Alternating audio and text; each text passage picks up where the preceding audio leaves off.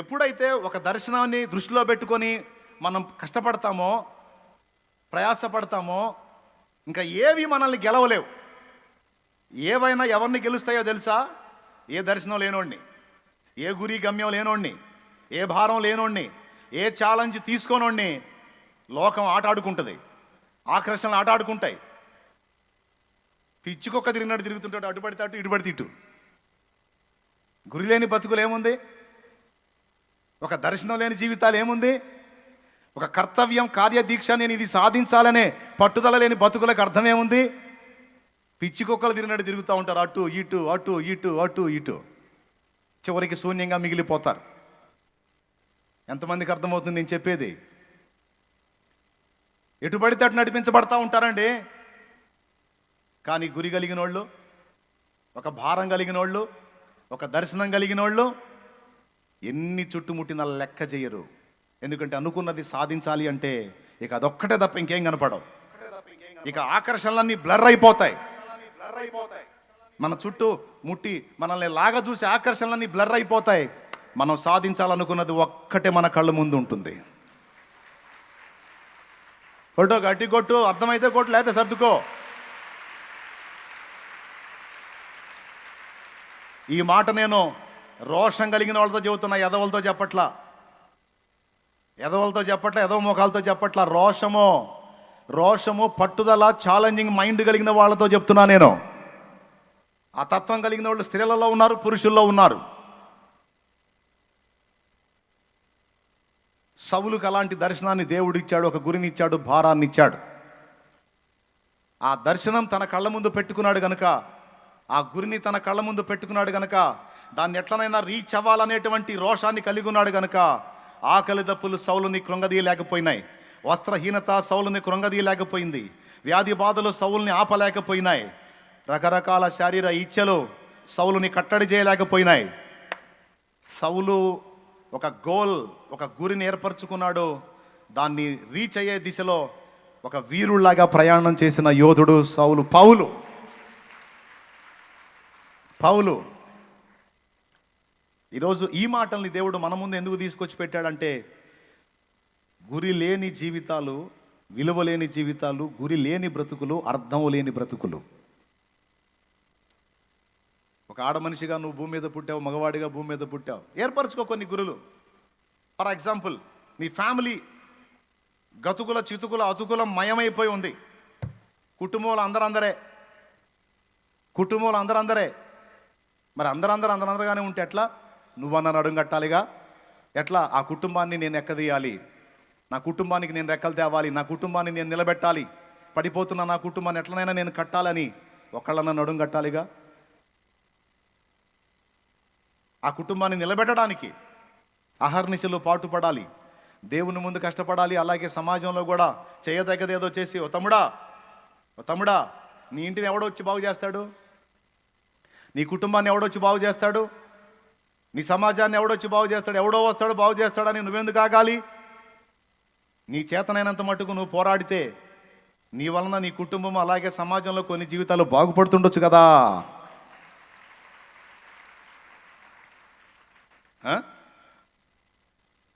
అలాగున్న ఒక కార్యాన్ని, ఒక దీక్ష పోనొచ్చు కదా నువ్వు. పట్టదో. ఎందుకంటే పడితే ఇంకో వాళ్ళు సామాన్యంగా ఉంటారా? నీ సమాజంలో చాలామంది అన్యజనులు నశించిపోతున్నారు. చాలామందికి దేవుని సత్యం తెలియదు, తెలిసినా సరైనటువంటి సాక్ష్యాలు కనపడక, సరైన మాదిరిలు కనపడక. సమాజంలో చాలామంది ఉన్నారండి భక్తిపరులు, కానీ వాళ్ళ క్యారెక్టర్స్ కరెక్ట్గా కనపడనందున చాలామంది అన్యులుగానే ఉండిపోయారు. వారి మధ్యలో నువ్వున్నావు. నువ్వు నిలబెట్టు సాక్ష్యాన్ని, నువ్వు బ్రతుకు దేవుని కోసం రోషంగా, నువ్వు కదిలించు అన్యజనుల్ని, నువ్వు ఇవ్వు అన్యజనులకు సాక్ష్యం. వాళ్ళు మారి రక్షణలోనికి వస్తే నువ్వు గట్టు సంఘం. పనికిమాలోడా, పిరికి దద్దమ్మ, చేతగానోడా, వెధవ అని అప్పుడు నేను నిన్ను అనను. దేవునికి స్తోత్రం. హల్లెలూయా అని అప్పుడు అనను నేను నిన్ను.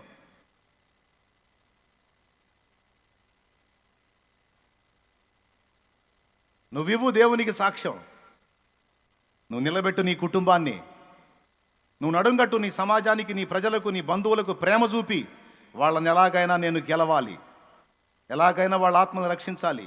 ఆ భారం నీ గుండెల్లో ఉంటే నీ కాళ్ళు ప్రార్థనా గదికి వెళ్తాయి. దేవుని పాదాలు పట్టుకొని గోజాడుతావు, మొర్ర పెడతావు, మొత్తుకుంటావు, ఏడుస్తావు, అంగలారుస్తావు.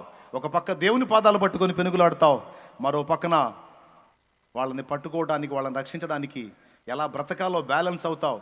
చెడుతనాన్ని వదిలేస్తావు, ఎందుకంటే సాక్ష్యం పోతే వాళ్ళు రారుగా. అందుకని వాళ్ళ ముందు నీ క్యారెక్టర్ కాపాడుకుంటావు. అంతేకాదు వాళ్ళని దేవుని తట్టు ఆకర్షించడానికి, వాళ్ళకు చూపదగ్గ ప్రేమ నువ్వు ఖచ్చితంగా చూపుతావు. ప్రతి అవకాశాన్ని వినియోగించుకుంటావు, ఎందుకంటే నీ గురి, గమ్యం, లక్ష్యం వాళ్ళని రక్షించాలి.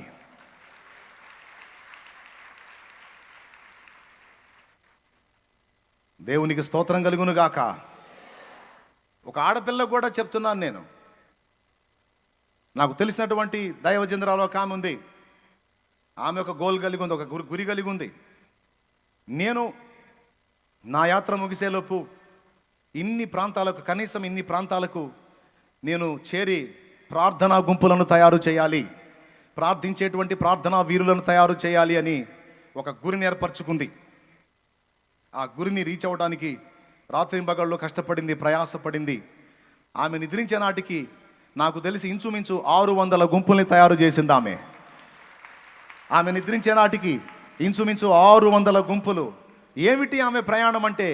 అనేక మంది గుంపులను తయారు చేయాలి, అనేక మందిని దేవుని ప్రార్థన చేయుటకు, ఆత్మల రక్షణ కొరకు అంగలార్చేటువంటి గుంపులు, రోదన చేసే స్త్రీల గుంపులను నేను తయారు చెయ్యాలి అని నడుంగట్టింది. సువార్త ప్రకటించే గుంపుల్ని కొంతమంది తయారు చేస్తే, ప్రకటించే వారి కోసం ప్రార్థించే గుంపుల్ని కొంతమంది తయారు చేశారు. కొంతమంది తామే వెళ్ళి ప్రకటించారు. ఇన్ని ప్రాంతాలకు నేను ప్రకటించాలి, ఇంతమంది ఆత్మని రక్షించాలని గురిపెట్టు. ఒక గురి కలిగి ఉండు, దాన్ని రీచ్ అవ్వడానికి కష్టపడతావు.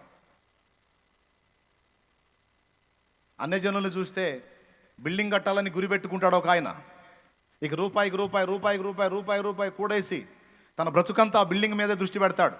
ఇక ఎన్ని బాధలో ఏం పట్టో, సంపాదించాలి కట్టాలి. ఆ గురి వాళ్ళ మనసులో ఉన్నంత వరకు ఉద్యోగాన్ని సాధించాలనుకున్నవాడు రాత్రి మగళ్ళు తేడా లేకుండా ఎట్లనన్నా చదవాలి అని ఆ పట్టుదల మనసులో పడితే ఇక ఎవడు చెప్పాల్సిన అవసరంలో మనకి చదువు అని. ఏ కొంచెం ఖాళీ దొరికినా సరే పుస్తకం ముందేసుకొని కూర్చొని స్టడీ చేయటం మొదలు పెడతాం. ఎందుకు?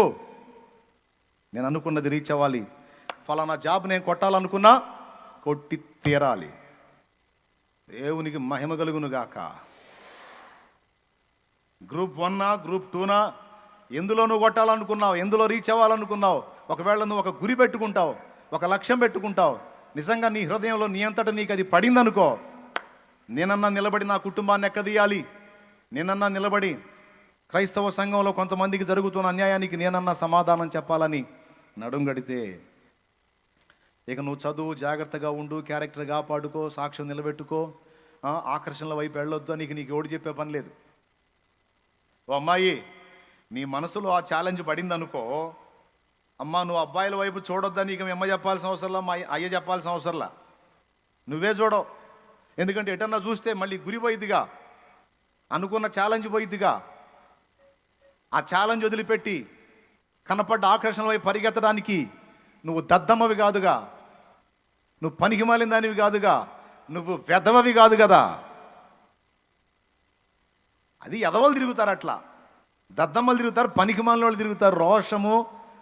రోషము కసి పట్టుదల లేని పనికిమాలిన దద్దమ్మలు తిరుగుతారు గురిని వదిలిపెట్టి. ఏమనుకోవద్దు, కొంచెం గట్టిగా మాట్లాడుతున్నా. దద్దమ్మలు తిరుగుతారు, తల్లిదండ్రులకేమో చాలా మాటలు చెప్తారు, ఆకాశంలో చూపిస్తారు వాళ్ళ జీవితాలని. నీకెందుకు నానా, నువ్వు సాధించలేని నేను సాధిస్తానని ప్రగల్భాలు పలుకుతారు, కోతలు కోస్తారు, సొరకాయ కోతలు. వీడు తీరా లైన్లోకి వెళ్ళి ఆ కాలేజీలో జాయిన్ అయ్యి మళ్ళీ వాడు ఫోటోలు అంబేద్కర్ బొమ్మ కూడా పెట్టుకుంటాడు. ఎందుకు? ఛాలెంజ్ కోసం అంబేద్కర్ బొమ్మ కూడా పెట్టుకుంటాడు. దీక్ష భూని చదవటం మొదలు పెడతాడు. కొద్ది రోజులు చదివి నాకు ఏ తల్లో దర్శించింది అట్ట అంటది, ఎంత వీడు కుక్క అయిపోతాడు. అందుకని వాళ్ళని ఎదవలు అంటున్నాను నేను. ఎందుకు? వీడు తల్లిదండ్రికి ఇచ్చిన ఛాలెంజ్ పోయింది, తోడబుట్టిన వాళ్ళకి ఇచ్చిన ఛాలెంజ్ పోయింది, తన హృదయంలో తనకు తాను చెప్పుకున్న ఛాలెంజ్ పోయింది. ఇప్పుడు జొల్లు గార్చుకుంటూ పరిగెత్తాడు కుక్కలాగా, జొల్లు గార్చుకుంటూ పరిగెత్తాడు కుక్క. ఎటుపోయిందిరా నీ రోషం, ఎటుపోయిందిరా నీ పట్టుదల, ఎటుపోయిందిరా నీ గురి, ఎటుపోయిందిరా నీ దర్శనం, ఎటుపోయిందిరా నీ గమ్యం? రోషం లేనోడా, చెంచల బుద్ధోడా, స్థిరం లేనోడా అని అనాలనిపించింది. మరి నేనంటే బాగుంటుంది కదా, అందుకని నేను దేవునికి స్తోత్రం కలుగును గాక. తల్లిదండ్రులకు కోతలు కోసి చెప్పావు కదా పనికి మాలిందానా, నీకెందుకు నేను సాధిస్తాను మమ్మీ, నేను సాధిస్తాను డాడీ, నీకెందుకు నేను అంత పొడుస్తా ఇంత పొడుస్తానని.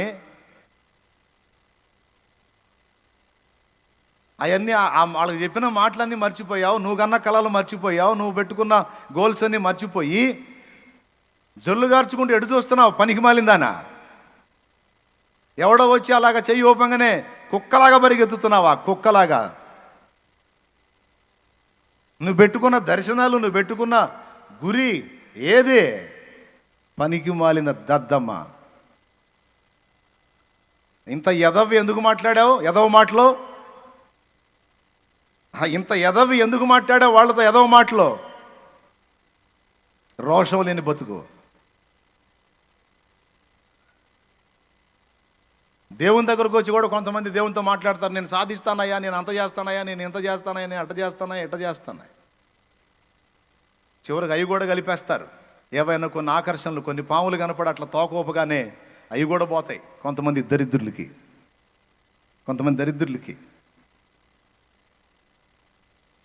ఏమనుకోవద్దు, రోషం తెచ్చుకుంటారని చెబుతున్నా. సిగ్గు తెచ్చుకొని మార్పు చెందుతారు, పట్టుబడతారని చెప్తున్నా. నిజంగా నీ గుండెల్లో దీక్ష సరైనదైతే, సరైన గురిని నువ్వు ఏర్పరచుకుంటే దాన్ని రీచ్ అయిన దాకా నిద్రపోకూడదు, పోవు. ఇక్కడ సవాల్ ఏంటో తెలుసా? నువ్వు పెట్టుకున్న గురిని రీచ్ అవ్వకుండా నిన్ను అడ్డగించడానికి ఎన్నో శక్తులు గట్టుగట్టి నీ మీద దాడి చేస్తాయి. కానీ నీకున్న పట్టుదల వాటన్నిటినీ గెలిచిద్ది. అంబేద్కర్ మహనీయుడిని సెంటిమెంట్ గెలవలేకపోయింది, ఆకర్షణలు గెలవలేకపోయినాయి. అర్థమైందా? శరీర ఆకర్షణలు గెలవలేకపోయినాయి, శరీర సుఖాలు గెలవలేకపోయినాయి, ఫ్యామిలీ సెంటిమెంటు గెలవలేకపోయింది, ఈ లోకాధికారం గెలవలేకపోయింది. కొంతమంది దుర్మార్గులు రాజావారి సంస్థానంలో అంబేద్కర్ మహనీయుడు జాబ్ చేస్తుంటే ఫైల్ తీసుకొని రమ్మంటే వాడు తీసుకొచ్చి ఇసిరేస్తాడు. ఇది మర్యాద కాదు కదా అంటే, నిన్ను ముట్టి నీ చేతికి ఇవ్వాలా అంటారాని వాళ్ళ మేము ముట్టం. దీని గురించి నేను పెద్ద ఆయనతో మాట్లాడాల్సి ఉంటే మాట్లాడుకో. తన కింది అధికారులు మొత్తం ఆయన అవమానపరుస్తూ ఉంటారు, ఎందుకంటే వాళ్ళు అగ్రకులస్తులు. అలాంటి దుర్మార్గుల అవమానాలు కూడా అతన్ని కంట్రోల్ చేయలేకపోయినాయి. కొంతమందికి అలాంటి అవమానాలు తగిలినప్పుడు గాయపడిపోయో అని కృంగిపోతారు. కానీ ఇలాంటి సెంటిమెంట్లు గెలవలేదు, అవమానాలు గెలవలేదు, ఆకలి బాధలు గెలవలేదు, వస్త్రహీనత గెలవలేదు. ఇవన్నీ తనను చుట్టుముట్టినాయా లేవా? గెలిచినాయా? ఇవన్నీ ఏమన్నా ఆపినాయా? ఆయన అనుకున్నది రీచ్ కాకుండా ఆపినాయా? చదువుతున్న యవనస్తుడా, పట్టుబట్టావు. నిన్ను యధవం చేయడానికి ఎన్నో ఆకర్షణలు నీ చుట్టుముట్టుతాయి. నీ గొప్పతనం ఎక్కడ ఉంటుందో తెలుసా? వాటిని కాలి కింద తొక్కి గెలవటంలోనే ఉంది నీ గొప్పతనం అంతా. వరుసగా కారులో చాగినాయి రిక్షా బండి దగ్గర. బాయ్, కార్లు వస్తున్నాయి, అమ్మగారు వస్తుంది, పక్కన పెట్టు, బండి పక్కన పెట్టు. పాపం గడగడలాడుతూ పక్కకు తీసుకెళ్తున్నాడు బండి. ఈలోపు అమ్మగారు రానే వచ్చింది, కారు దిగింది, చక్క నడుచుకుంటూ రిక్షా బండి దగ్గరికి వెళ్ళింది. మేడం రిక్షా బండి, మీ కారు ఆగవా అడిగిపోయింది. ఆ రిక్షా బండి అని పట్టుకుంది, ఏడ్చింది, బండికి కూసుంది, ఇంకా పదా అంది. ఆయన కూడా ఏడుతున్నాడు. ఎవరి అమ్మగారు? అన్ని బళ్ళు వచ్చినాయి, ఆ వెనక పెద్ద సెక్యూరిటీ వచ్చింది, అందరిని వదిలిపెట్టి రిక్షా బండి ఎక్కి కూర్చుంది. ఏంటి మేడం, ఇన్ని కార్లు ఇంత సెక్యూరిటీ ఉంటే మీ ప్రొటెక్షన్ మా బాధ్యతగా మేడం, మీరు వెళ్ళి రిక్షా బండిలో కూర్చున్నాడు. వారు పిచ్చోడా, మా నాన్నరా ఆయన, మా నాన్న ఈ బండి లాగే నన్ను చదివించాడా, ఈ బండి మీద నన్ను తీసుకెళ్ళేవాడు, తెచ్చేవాడు. మా నాన్న కోరికే నేను కలెక్టర్ అవ్వాలని. మా నాన్న కోరికే నా గుండెల్లో పెట్టుకున్నా. నన్ను కన్నా నా తండ్రి ఆశ తీర్చాలని గుండెల్లో పెట్టుకున్నా. నేను వెళ్తున్నా, అందరూ వెళ్ళినట్టు కాలేజీకి వెళ్తున్నా. నా చుట్టూ అందరి చుట్టూ ఉన్న ఆకర్షణలు ఎన్నో ఉన్నాయి, కానీ అవన్నీ నన్ను గెలవలేకపోయినాయి. కారణం, నా తండ్రిని ఎట్లనైనా నేను ఘనపరచాలి, నా తండ్రి ఆశ ఎట్లనైనా నేను తీర్చాలి. నీ ప్రయాన్ని బట్టి నీకుంటాయి మా శోధనలో, నీ ప్రయాన్ని బట్టి నీకుంటాయి తమ్ముడు ఆ శోధనలో. కాదని నేను అనను, మనకుంటాయి. పరిస్థితులను బట్టి కొన్ని రకాల ఒత్తిళ్ళు ఉంటాయి, కొన్ని శోధనలు ఉంటాయి, అవమానాలు ఎదురవుతాయి, ఇబ్బందులు ఎదురవుతాయి, ఆకర్షణలు ఎదురవుతాయి. వాటన్నిటిని పంటి బిగున అణుచుకొని అణిచిపెట్టి అనుకున్నది సాధించడానికి పరిగెత్తుతాం చూడు, అది వీరత్వం అంటే, అది శూరత్వం అంటే, అది ధీరత్వం అంటే. ఒక గురిని, ఒక భారాన్ని, ఒక దర్శనాన్ని కలిగిన జీవితం జీవించాలి. అందులో భౌతికమైనవి ఉన్నాయి, ఆధ్యాత్మికమైనవి ఉన్నాయి. నా కుటుంబం అంధకార బంధంలో పడిపోయింది. కుటుంబం అంతా కూడా విచ్ఛిన్నమైపోయి చివరికి ఫ్యామిలీ మొత్తం కలిసి చావాలనుకున్న పరిస్థితికి వచ్చాం. అలాంటి పరిస్థితి నా జీవితంలో, నా లైఫ్లో ఎదురైనప్పుడు ఎట్లా బయటపడాలో అర్థం కాల. నేనేమనుకున్నానో తెలుసా, నాకు ఏసై తెలీదు. నేనేమనుకున్నానో తెలుసా, నా కుటుంబంలో ఇంకా జరగబోతున్న దారుణాలు నేను చూడలేను గనుక, చూడలేను గనుక నా ప్రాణం పోతే బాగుండు, నేను అందరికంటే ముందు పోతే బాగుండని నేను మరణాపేక్ష గలవాడినే ఆలోచన చేయటం మొదలుపెట్టినప్పుడు ప్రభువు నన్ను దర్శించాడు. నా కుటుంబాన్ని ఎలా తీసుకోవాలో, నా కుటుంబాన్ని ఎలా ప్రొటెక్ట్ చేసుకోవాలో, నా కుటుంబాన్ని ఎలా సేవ్ చేసుకోవాలో, నా కుటుంబం కన్నీళ్లు ఎలా తుడవాలో, నానా రకాల అవమానాలు పడిన నా కుటుంబం తల ఎలా ఎత్తాలో నాకు తెలియదు. ఆశ ఉంది, ఒడ్డుకు తేవాలని ఆశ ఉంది. అవకాశం దొరికితే నేను ఒక్కడైనా కష్టపడి నా కుటుంబాన్ని, కనీసం చచ్చైనా సరే నా కుటుంబాన్ని ఎక్కదీయాలన్న ఆశ ఉంది. కానీ ఎలా చేయాలో నాకు తెలియదు, ఎలా ముందుకెళ్లాలో నాకు తెలియదు, అసలు నేను ఎలా బతుకుతున్నానో నాకు తెలియదు. అలాంటి టైంలో నా ప్రభువు నన్ను దర్శించాడు. పిల్లరా, మారు మనసు పొందాను, బాప్తిస్మం పొందాను, బైబిల్ చదవటం మొదలుపెట్టాను. జీవితానికి ఒక క్రమం ఏర్పరిచాడు. నా ఫ్యామిలీని కూర్చోబెట్టుకొని నా ఫ్యామిలీతో మాట్లాడటం మొదలుపెట్టాను. మీరేం కంగారు పడొద్దు, చింతపడొద్దు, కలత చెందొద్దు, భయం పడొద్దు. నా మాట వినండి. నలుగురు కష్టపడి పనిచేద్దాం, 4 రూపాయలు సంపాదిద్దాం. అప్పులు ఉన్నాయి, చాలా ఉన్నాయి, కాదా నేను అనట్లా. సరే, తిట్టనేయండి, తిట్లు తిందాం, అవమానాలు పరిస్థితి అవమానపరచనేయండి, పడదాం. కానీ మనం భయపడదు, ఎందుకంటే మనం జీవం గల దేవుడిని నమ్ముకొని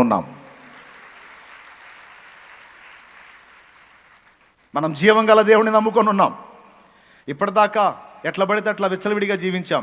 ఇక అలా కాదు, ఒక క్రమంలోనికి వద్దాం, అందరం కలిసి కష్టపడదాం, 4 రూపాయలు తెచ్చి ఒక దగ్గర వేద్దాం, అదంతా కలిసి ఒక మొత్తం చేసి ఒక్కొక్క అప్పు కడదాం అని ఇక అందరం కలిసి 6 దినాలు కష్టపడి పని చేయటం, తలా రూపాయి తీసుకొచ్చి ఒక మొత్తం చేయటం.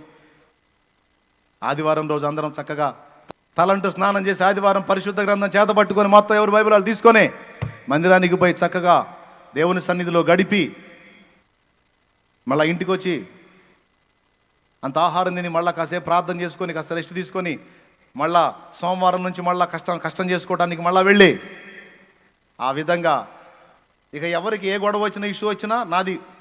ఇక నేను మళ్ళీ మధ్యలో బ్యాలెన్స్ చేసి కాదు నువ్వు ఆగు నేను తగ్గించుకొని, మరి 10 మందిని కంట్రోల్ చేయాలంటే ఎవడో ఒకటి తగ్గించుకోవాలి. అందరూ టెంపర్లు అయితే ఇల్లు ఒక దారి అయిద్ది, అందరూ ఆశోదోళ్ళు అయితే ఇల్లు బాగుపడేది ఎప్పుడండి? అందరూ ఓర్పు లేని వాళ్ళే, అందరూ గొడ్డలు చించుకునే వాళ్ళు అయితే. కాబట్టి నేనే దీక్ష పూనాను, మీకు మాదిరి కోసం చెప్తున్నా. గతంలో ఒకసారి మాట్లాడించాడు దేవుడు ఇదే విషయాన్ని, మళ్ళీ ఒకసారి మీ దృష్టిలోకి తీసుకొస్తున్నాను. నేనే పూనుకున్న సాధించిన దాన్ని కార్యం చెప్తున్నాను. నేను దేవుని మహాకృపను బట్టి అందరినీ కంట్రోల్ చేసి అందరినీ భక్తి మార్గం వైపు తిప్పి వచ్చిన రూపాయంతా ఒక్కొక్క కప్పు కడతా.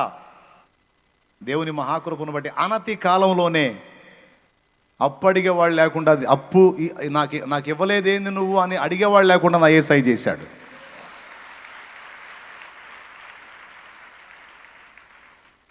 చిలకలూరుపేటలో ఇక ఉనికే లేదురా అనుకున్న ఈ చిలకలూరుపేటలోనే రేకులో ఆకులో మాదంటూ ఒక ఇల్లు కట్టుకొని అందులో మా కుటుంబం బతకడానికి దేవుడు ద్వారాలు తెరిచాడు, దేవుడు అవకాశం ఇచ్చాడు. కలిసి ప్రార్థన చేసుకోవటం, కలిసి చేసేటువంటి కుటీర పరిశ్రమ ఒకటి ఏర్పాటు చేశాడు. అందరం కలిసి అందులో పని చేయటం, అందరం కలిసి ప్రార్థన చేయటం, ప్రతిరోజు ఫ్యామిలీ ప్రేయర్. కుటుంబ ప్రార్థన ఎంత శ్రేష్టమైందంటే మనం చాలా ఉచ్చులోంచి కాపాడపడటానికి, చాలా శ్రమల్లోంచి మనం బయటపడటానికి ఫ్యామిలీ ప్రేయర్ చాలా దోహదపడిద్ది. ఎప్పుడైతే కుటుంబంలో కుటుంబ ప్రార్థన అనేది నిర్లక్ష్యం చేయబడిద్దో, ఎక్కడెక్కడి దరిద్రం అంతా కుటుంబాన్ని ఆవరించి కలతల పాలవుతాం. కుటుంబ ప్రార్థన అనే దాన్ని ఏర్పరిచా నేనే. ఆడవాళ్ళని నేనే పిలవాలి, మగవాళ్ళని నేనే పిలవాలి. నాకు రోషం ఉందిగా.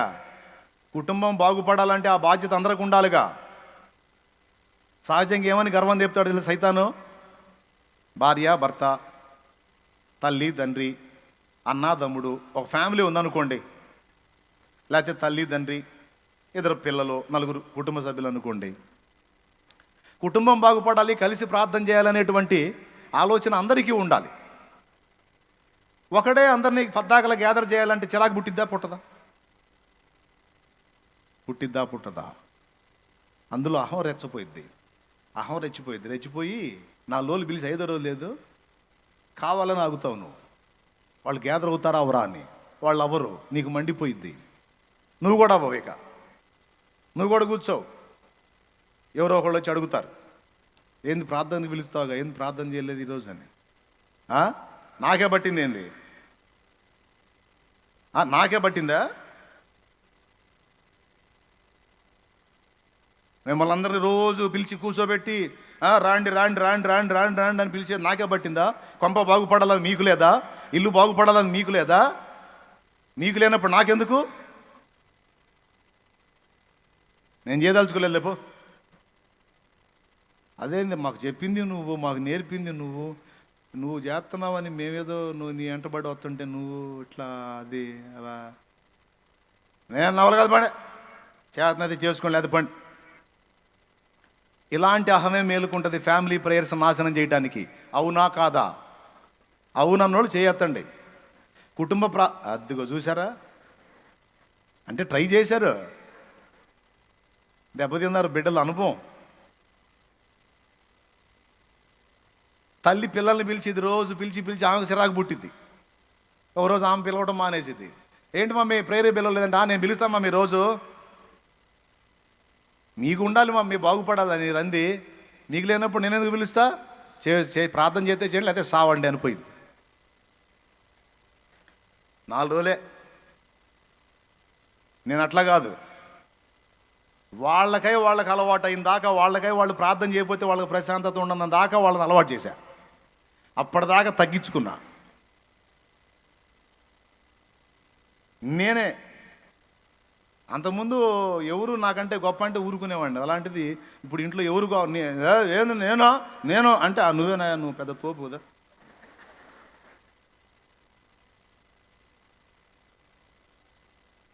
ఒక్కోసారి మా అమ్మ లేచేది, మొత్తానికి నేను అంటది. అమ్మ నువ్వు మహాతోపు కదా.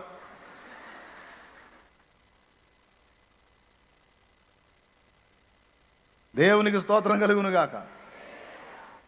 ఎక్కడ ఉంటుంది ఈ మధ్యలో? నువ్వు ఇంకా గొప్పదాన్ని రామ్మ కూర్చో. అందరినీ కూర్చోబెట్టి ఇక రోజు ప్రార్థన. అట్లా ఇప్పుడు ఎందుకంటే నా హృదయంలో ఒక గురి ఉంది. ఎట్లనన్నా నా ఫ్యామిలీని కలిపి కట్టాలి, నా కుటుంబాన్ని కట్టుకోవాలి, భక్తిలో కట్టాలి, ఆత్మీయతలో కట్టాలి. ఈ అప్పుల బాధల్లోంచి బయటికి తీసుకొచ్చి నా కుటుంబం కూడా సమాజంలో తలెత్తుకొని తిరిగేటట్టు నా ఫ్యామిలీని నేను ఎక్క తీసుకోవాలనే రంది నా హృదయంలో పడింది.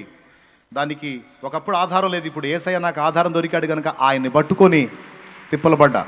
నా దేవుడు ఎంత కార్యం చేశాడంటే, ఇక కుటుంబానికి రోజు అలవాటు చేశాయి. ఇక సాయంత్రం కాగానే ఇక పిల్ల బ్యాచ్ మొత్తం, అశోక్ గారు, అజయ్ గారు మొత్తం, ఇక పిల్ల బ్యాచ్ మొత్తం వాళ్ళే కూర్చొని సాపలేసి, వాళ్ళే మోకాళ్ళు వేసి ప్రార్థన స్తోత్రాలు పాటలు పాడటం మొదలు పెట్టేటప్పటికి ఇక మిగిలిన వాళ్ళందరూ వచ్చి కూర్చోవటం ఇక అలవాటుగా మారిపోయింది.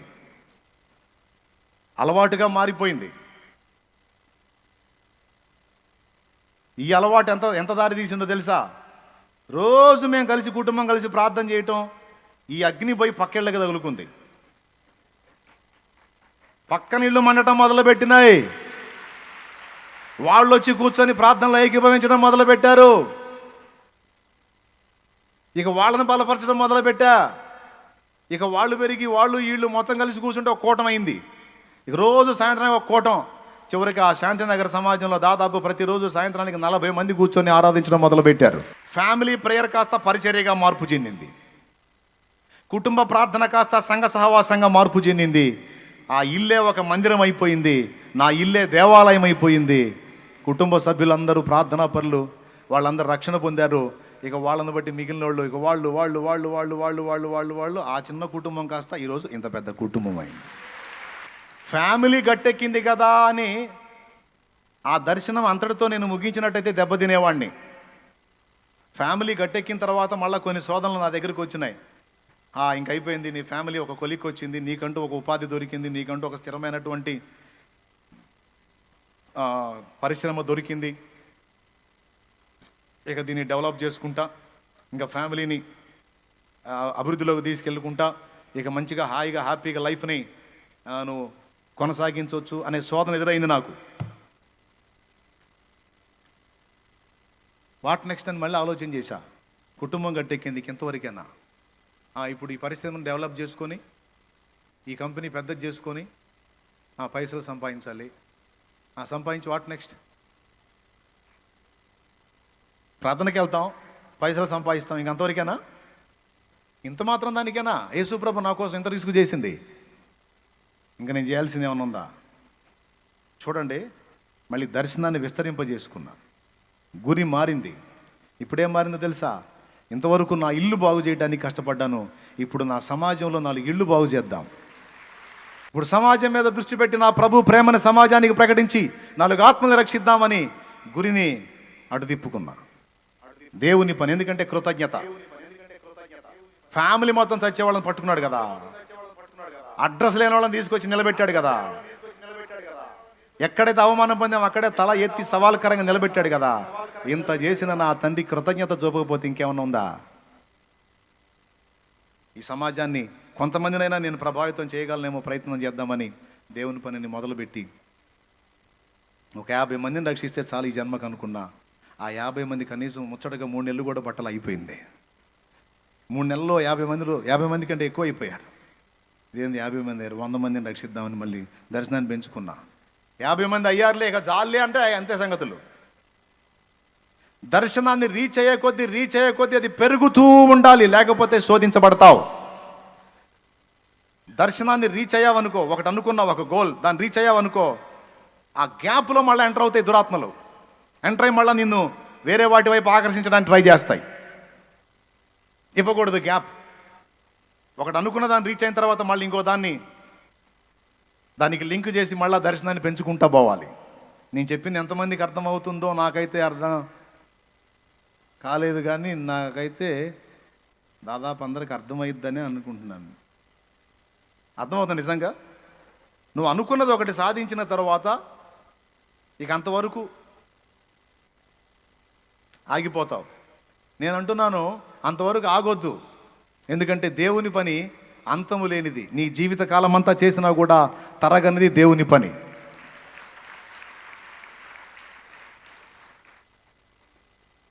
మనుష్య పని అనుకో, ఉద్యోగం సాధించాలని ఉద్యోగం సాధించిన తర్వాత సప్పబడతావు.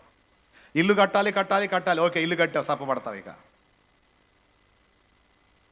దేవునికి స్తోత్రం. అట్లాగే ఏదైనా ఒకటి అనుకున్నప్పుడు దాన్ని రీచ్ అయిన తర్వాత మళ్ళా ఆ దర్శనాన్ని విస్తరింపజేసుకోవటం అనేది మనం మర్చిపోకూడదు. ఇది చాలా కీలకమైన విషయం. 4 సంఘాలు కట్టాలి అనుకున్నాడు పాస్టర్ గారు. 4 సంఘాలు కట్టిన తర్వాత సైతాన్ వచ్చి కూర్చుంటాడు. వాడు నీ పక్కన వచ్చి కూర్చొని అమ్మయ్య అంటాడు. వాడు ఎందుకురా నువ్వు అమ్మయ్య అన్నావు అనుకో, నీకోసమే 4 కట్టాలనుకున్నావుగా, ఎన్ని కష్టాలు పడ్డావో, ఎట్టకేళ్ళకు 4 కట్టావు, ఇంక చాలు. అటు చూడు, ఇటు చూడు, అటు చూడు, ఇటు చూడు. ఎన్నాళ్ళు ఇవన్నీ పొందుకోవాలా నువ్వు? ఇప్పుడు చూడు, ఎన్నాళ్ళు వీటన్నిటిని పక్కన పెట్టి 4 సంఘాలు అని తిరిగావు. కట్టావుగా, ఇప్పుడు అటు చూడు, ఇటు చూడు, అని వాడు నీ దృష్టి మళ్లించడానికి ట్రై చేస్తాడు. అప్పుడు నువ్వు చెప్పాల్సింది ఏం తెలుసా? 4 సంఘాల నీకు చెప్పింది ఎవడురా లూసి, 40 సంఘాలు రా అని చెప్పాలా. అంటే గురిని, దర్శనమును విస్తరణ చేసుకోకపోతే నీవు అనుకున్న గోల్ రీచ్ అయిన తర్వాత మళ్ళా శూన్యమే మిగిలిద్ది. కావాలంటే చూడండి, ఒక ఆమె అనుకుంది మహానటిని కావాలి అని. స్టార్టింగ్లో సినిమా ఆఫరే లేదు ఆమెకి. సినిమాలు కూడా మనకి ఎందుకు అనొద్దు, నీకు అర్థం కావాలి. లోకస్తుల గురించి చెప్తున్నా విను. అప్పటికి టాప్ హీరోయిన్స్ చాలామంది ఉన్నారు. ఈమెకి కనీసం అవకాశం కూడా ఇలా, ఎందుకంటే నటన చేతగాల. ఒక మూవీలోకి తీసుకొని కూడా నటన చేతగాలేదని పక్కన పెట్టారు. రోషం వచ్చింది, పట్టుబట్టింది. కనీసం వాళ్ళకంటే మించకపోయినా వాళ్ళ స్థాయిలో నిలబడాలి, నేను ఈ ఫీల్డ్లో నిలదొక్కాలని పట్టుబట్టింది. ఇక అదే గురి, అదే గమ్యం, అదే ఆహారం, అదే నిద్ర, అదే అదే అదే అదే అదే. మరొక ఆఫర్ వచ్చింది, మంచిగా నటించింది, చక్కగా ఇక డెవలప్ అవుతా చివరికి ఏ స్థాయికి వెళ్ళిందో తెలుసా? తనకు ముందున్నటువంటి హీరోయిన్స్ను కూడా మించి టాప్ 1లో నిలిచింది. గోల్ రీచ్ అయింది. ఏంటి గోల్? రకరకాల పేర్లు ఉంటాయి నటీమణులకి. ఈమె గోల్ ఏంటో తెలుసా? మహానటి. అంటే ఏంటో తెలుసా? ఇక నన్ను మించిన నటి ఉండకూడదని గోల్ పెట్టుకుంది. గోల్ రీచ్ అయింది. ఆ గోల్ రీచ్ అయ్యేటప్పటికి ఇంచుమించు నాకు తెలిసిన అంచనా ప్రకారం ఒక 30 ఇయర్స్ 35 ఇయర్స్కే ఆ గోల్ రీచ్ అయింది ఆమె. What next? ఇంకెట్లా అయిపోయిందంటే ఒక యువరాణిలాగా అయిపోయింది. ఆమె ఇల్లు చెన్నైలో ఒక బజారు మొత్తం కలిసి ఆమె బంగ్లా. కారుల్లో అప్పట్లో టాప్ 1లో ఉన్న కార్లు ఆమె ఇంటి ముందు క్యూలో ఉన్నాయి. పనివాళ్ళు ఆమె ఇంటి నిండా ఉన్నారు. మీకు తెలుసా, ఆమె నటించేటువంటి సినిమాల్లో ఒరిజినల్ నగలు తయారు చేయించుకొని మెడ మీద వేసుకుందామే. ఒరిజినల్ నగలు, గిల్టు కాదు. ఆమెకి ఆ నగలు తయారు చేసేటువంటి ఆ పనివాళ్ళు అచ్చంగా ఆమె ఇంట్లోనే కొన్ని కుటుంబాలు బతికినాయంటే నమ్మగలరా? ఆమె బట్టలు కుట్టేవాళ్ళు, ఆమె ఆభరణాలు తయారు చేసేవాళ్ళు, ఫ్యామిలీలు అచ్చంగా ఆమె ఉన్నటువంటి ఆ బంగ్లాలోనే కొన్ని ఇళ్ళు వాళ్ళకి కేటాయించి అచ్చంగా వాళ్ళు ఆమె కోసం అందులోనే బతికారు. కొన్ని కుటుంబాలు కొన్ని సంవత్సరాలు అక్కడే పోషించబడ్డాయి. సామాన్యమైన విషయమా? మహారాణికి ఉంటుందేమో ఆ భోగం. తర్వాత ఈమెకి వచ్చింది. అంటే అనుకుంది మహానటి కావాలని అయ్యింది, సంపాదించింది, ఒక వెలుగు వెలగాలనుకుంది, వెలిగింది. What next?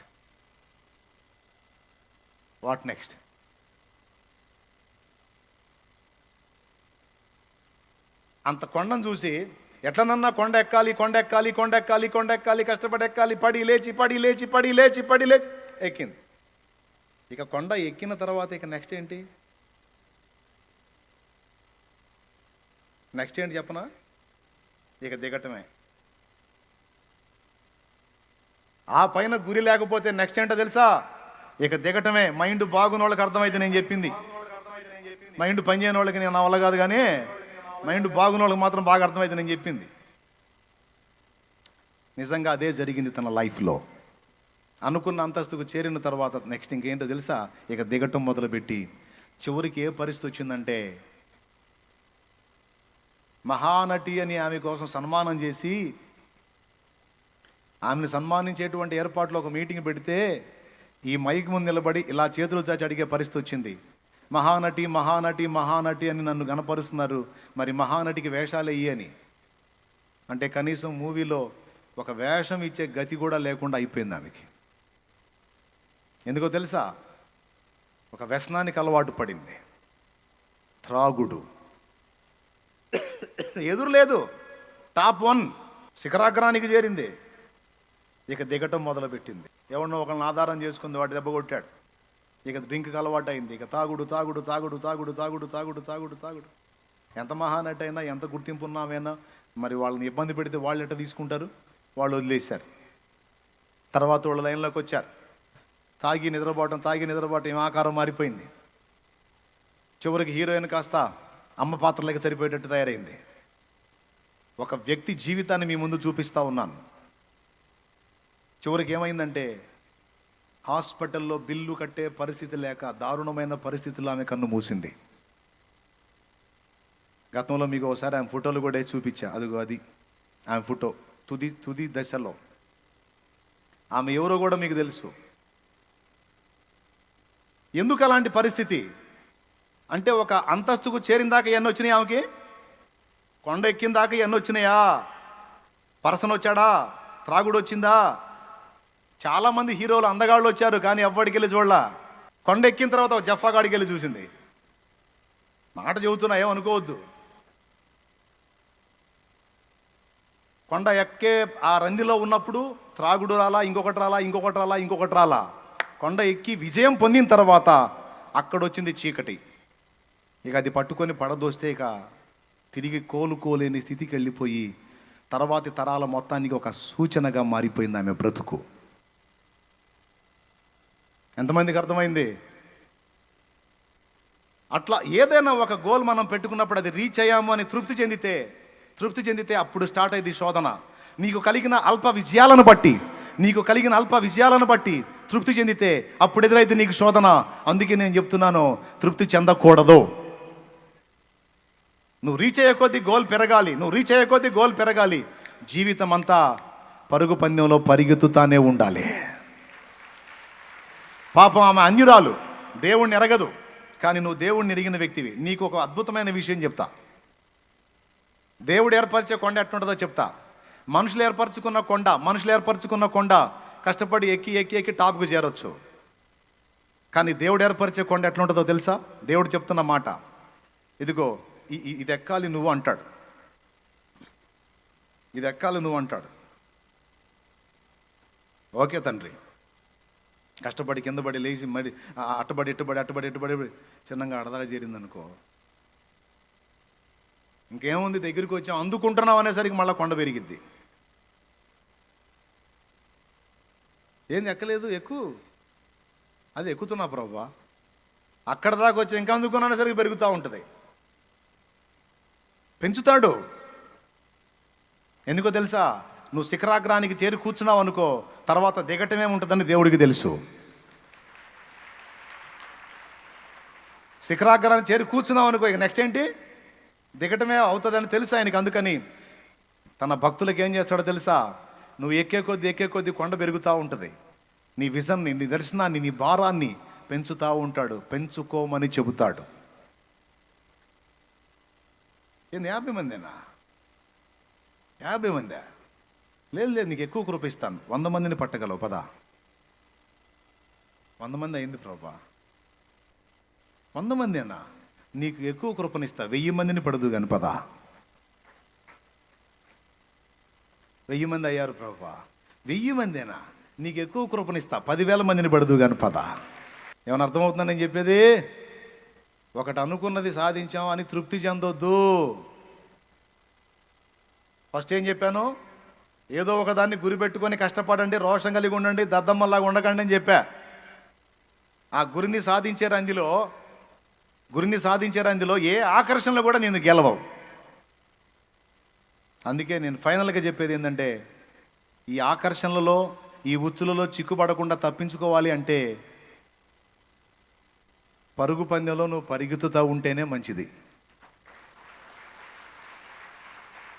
నీ దర్శనాన్ని విస్తరింపజేసుకుంటేనే మంచిది. నీ భారాన్ని పెంచుకుంటేనే మంచిది. ఏదో ఒకటి పెట్టుకొని పరిగెత్తుతుంటేనే నీకు భద్రత. ఏదో ఒకటి గురి పెట్టుకొని కష్టపడుతుంటేనే నీకు సెక్యూరిటీ. తృప్తి చెంది ఆగావా, అవుట్. తృప్తి చెంది ఆగావా, దెయ్యాలని చేరితే నీ చుట్టూ ఇక కిందకి లాగుతాయి. ఎక్కలేని ఎత్తైన కొండ ఎక్కించుము నన్ను పరిశుద్ధ కొండ. ఎక్కలేని ఎత్తైన కొండ ఎక్కించుము నన్ను పరిశుద్ధ కొండ. చక్కని ప్రభు నీ మోము చూడా, చక్కని ప్రభు నీ మోము చూడ. నీ కొరకేనే వెదకేను దేవా, నాకొకసారి కనిపించరావా. నీ కొరకేనే వెదకేను దేవా, నాకొకసారి కనిపించరావా. ప్రభు మొర వినవా, ప్రభు మొర వినవా, నీ కొరకేనే వెదకేను దేవా, నాకొకసారి కనిపించరావా. నీ కొరకేనే వెదకేను దేవా, నాకొకసారి కనిపించరావా. ప్రభు మొర వినవా.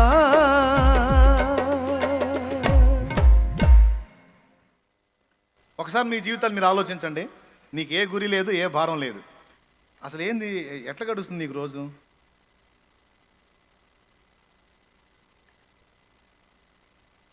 నీకు ఏ గురి లేదు, ఏ భారం లేదు, ఏ బాధ్యత లేదండి. ఉదాహరణకి దేని గురించి కూడా ఆరాటం లేదు నీకు. ఎట్ట గడుస్తుంది నీ రోజు? నేను చెప్పనా, పిచ్చెక్కింది నీకు. ఎంతమంది ఒప్పుకుంటారు? ఎక్కిద్దా ఎక్కదా? ఇక పిచ్చిలో పడ్డట్టుండి ఏం చేయాలో అర్థం కాక, ఏమండి,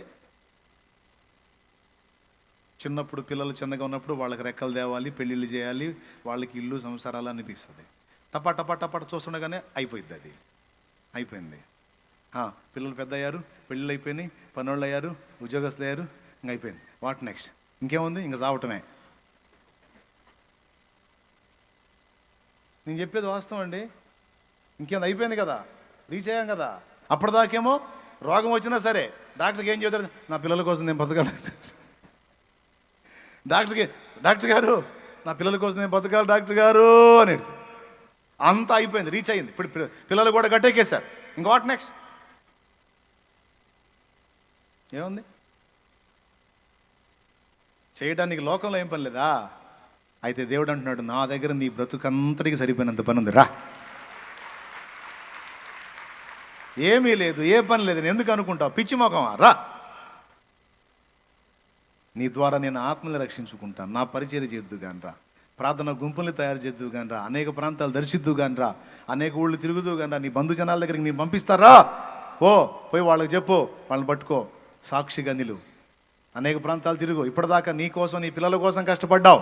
ఇప్పటిదాకా నీ కోసం, నీ ఇంటి కోసం, కేవలం నీ ఫ్యామిలీ కోసం కష్టపడ్డావు. గట్టెక్కారు. ఇప్పుడు రా, ఇప్పుడన్నారా రా రా, పూర్తికాలం. ఇక నా దగ్గర రిటైర్మెంట్ లేదు. చాలామంది జాబ్స్ చేస్తారు, రిటైర్ అవుతారు. What next? ఇక చావటమే.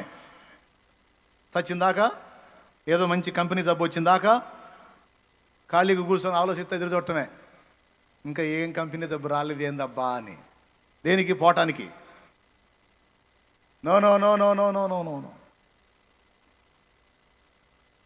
యేసయ్య సేవలో రిటైర్మెంట్ లేదు, యేసయ్య ఇచ్చే జాబులో రిటైర్మెంట్ లేదు. ఆడవాళ్ళకి లేదు, మగవాళ్ళకి లేదు. బతికినంత కాలం నువ్వు చెయ్యి, నీ ఓపిక, పరిగెత్తు. 40 ప్రాంతాలు తిరిగావు, కట్టావు. 40 ప్రాంతాలు గురిపెట్టుకో. నా ప్రాణం పోయే లోపు 40 ప్రాంతాలను చుట్టుముట్టాలి, 40 ప్రాంతాల్లో దేవుని సంఘాలు కట్టబడాలి, 40 ప్రాంతాలని నా ప్రభు చేతికి అప్పచెప్పి ఎక్కాలి. నా తండ్రి నాకు రథం పంపిస్తాడు. నా ప్రాణం పోయేటప్పుడు నా తండ్రి నాకు రథం పంపిస్తాడు. నేను రథం ఎప్పుడు ఎక్కాలో తెలుసా? ఇప్పుడు 4 ప్రాంతాలు ప్రభావితం చేసి, ఇంకా 40 ప్రాంతాలు ప్రభావితం చేసి, అప్పుడు నా తండ్రి పంపిస్తాడు. అప్పుడు ఎక్కిపోతారు రథం పైన.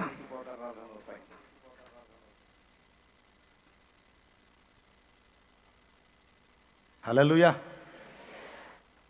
ఎప్పుడు ఎక్కాలి రథం? నా దేవుని కొరకు కొంత అయినా సాధించిన తర్వాత ఎక్కాలి రథం. ఈలో పంపుతానన్నా వద్దని చెప్పాలి. ఇప్పుడే వద్దులాగో, పని చేయాలా, నీ పని చేయకపోతే ఎట్లా అని తీర్మానం చేయటమే కాదు, లైన్లోకి రావాలి. యవనస్తులారా, కుటుంబీకుల ఆశలు తీర్చడానికి నడుం కట్టి ఒక గోల్ రీచ్ అయిన తర్వాత అంతటితో తృప్తి చెందొద్దు. అంతకంటే శ్రేష్టంగా నిన్ను కన్నవాళ్ళ గోల్ రీచ్ అవ్వడానికి నువ్వు అంత కష్టపడితే, నిన్ను సృష్టించిన వాడి గోల్కి ఒకటి ఉంది, సృష్టించిన వాడి గోల్ ఉన్నాయి కొన్ని, అవి రీచ్ అవ్వడానికి ఆ నెక్స్ట్ నుంచి నువ్వు లైన్లోకి రావాలి. 2 నెరవేర్చాలి బిడ్డ, 2 నెరవేర్చాలి.